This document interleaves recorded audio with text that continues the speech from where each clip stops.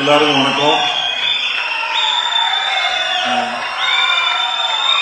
இந்த மதுரை மண்ணின் மைந்தனை வாழ்த்து வந்த அனைவரையும் வருக வருக நான் வரவேற்கிறேன்.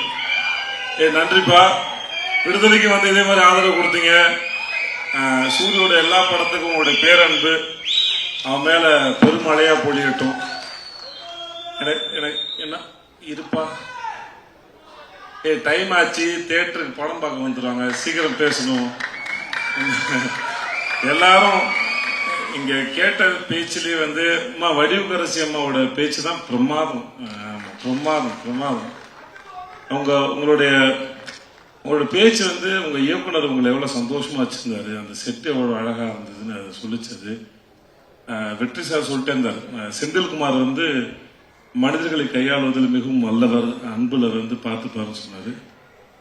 செந்தில் நம்மளும் ஒரு படம் பண்ணுவோம், ரொம்ப நாள் எனக்கு உங்க எல்லாரும் தாண்டி உங்க அது பக்கத்துல உட்கார்ந்து உங்களுடைய பெரிய மூத்த சகோதரனை போல ஒரு தகப்பன் சாணத்துல உட்கார்ந்து உங்களை ரசிச்சுட்டே இருந்தார். வெற்றி சார் வந்து குதிச்சுட்டே இருந்தாரு. அது மாதிரி எனக்கு உங்களை பத்தி முழுசா தெரியாது, பட் ஆனா கேட்கறதுக்கும் கடைசியில் வடிவக்கரசியமா பேசும்போது அவங்க எவ்வளவு கம்ஃபர்டபுளா எவ்வளவு சந்தோஷம் ரசிச்சிருக்காங்க, எவ்வளவு விஷயத்தை அப்சர்வ் பண்ணிருக்காங்க தெரிஞ்சது. ரொம்ப நல்லா இருந்தது, சந்தோஷமா இருந்தது.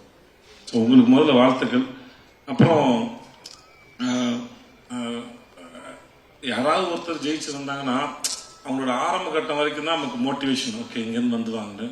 ஆனால் சூரி மாதிரி ஒரு ஆள் வந்து முதல்ல சினிமாவில் என்ட்ரி ஆகி இப்படி வந்தது ஒரு பெரிய சாதனையாக இருந்தாலும் இவ்வளவு நாள் இருந்த அந்த ஸ்பேஸ்ல இருந்து ஜென்ரலா வந்து என்னுடைய அனுபவத்துல நான் ஒரு விஷயத்தை எப்படி அப்ரோச் பண்ணுவேன் அந்த ஆங்கிள் இருந்து பார்த்து சொல்லும்போது, இவ்வளவு நாள காமெடியனா இருந்து ஒரு சீன் கொடுத்தும் போது ஒரு சீனை வந்து நம்ம என்ன பெர்ஸ்பெக்டிவ்ல அதை எப்படி அப்ரோச் பண்ண போறோம், எப்படி ரீச் பண்ண போறோம், அதோட ஏத்த இறக்கம் எங்க இருக்குன்னு ஒரு சீன் அனலைஸ் பண்ணி அப்புறம் டைரக்டரோட பேசி அதை பண்றதுங்கிறது ஒருத்தருக்கு ஒரு டெக்னிக் இருக்கும். சூரியோட ஒர்க் பண்ண வரைக்கும் என்னன்னா, நான் அவன்கிட்ட ரொம்ப கம்மியா தான் ஒர்க் பண்ணிருக்கேன், ஒரு 2-3 படம் பண்ணிருக்க மேடம், அவ்வளவுதான் இருக்கும்.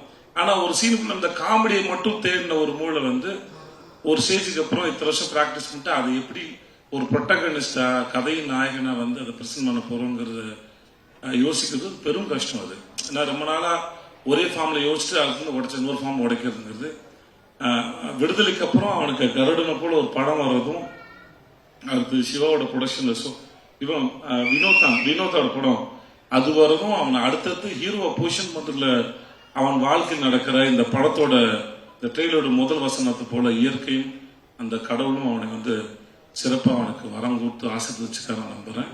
அவனோட அடுத்தடுத்த படங்களும் அவன் மேல ஒரு நல்ல ஒரு எதிர்பார்ப்பை ஏற்படுத்துது. அவனை ஹீரோவை மோல்டு பண்றதுக்கும் அது ரொம்ப அழகா வடிவமைக்குதுன்னு நான் அதை பார்க்குறேன். அதை பார்த்து ரொம்ப ரசிக்கிறேன் நான். நம்ம ஊர் மூஞ்சி ரொம்ப அழகான சிறந்த கருப்பான அழகா நீ வாழ்க வளர்க நல்லா இருப்ப. நீ இங்க வந்தது அத்தனை பேருக்கும் நன்றி.